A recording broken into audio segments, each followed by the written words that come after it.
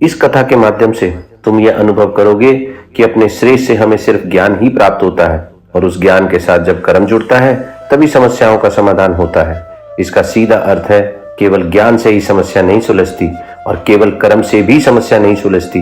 ज्ञान के साथ किया गया कर्म ही समाधान देता है और जिम्मेदारियों को निभाने की अक्षमता पैदा करता है। अब तुम ज्ञान लेने जा रहे हो और जब इस ज्ञान के साथ कर्म करोगे तो जीवन में अपार खुशियां स्वयं ही छा जाएंगी। इसके लिए आवश्यकता है अर्जुन समान जिज्ञासा की, विनम्रता की और ज्ञान को संजोकर सही समय पर इस्तेमाल करने की।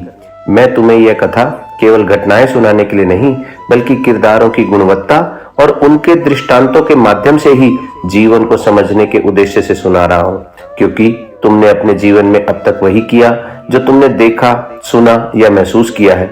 यदि तुम हिंदुस्तान में रहते हो तो हिंदी ही बोलते हो, क्योंकि चारों ओर वही भाषा बोली जा रही है। यदि तुम अमेरिका या नेपाल में होते तो वहीं की भाषा बोलते। तुम्हारा जिस जाति और समाज में जन्म हुआ वैसा ही पहनावा और खान पान आज तुम्हारी दिनचर्या में है, क्योंकि तुम्हारे चारों ओर के वातावरण में था भी वही। इसका अर्थ है कि मनुष्य वही करता है जो उसके चारों ओर हो रहा होता है या हो चुका होता है। भूतकाल और वर्तमान का कर्म ही हमारा आने वाला भविष्य बनता है। आज का किया गया कर्म और जो हम पीछे कर्म करते आए हैं यही हमारे भविष्य के निर्माता है। कार्य समाज करता है और सीखता वहां रहने वाला मनुष्य है। इसलिए अब मैं तुम्हें इस कथा के सफर पर 4 विधियों के साथ आगे लेकर के चलना चाहता हूं। ये विधियां जो तुम्हें बेटर से बेस्ट बनाने की विधि है।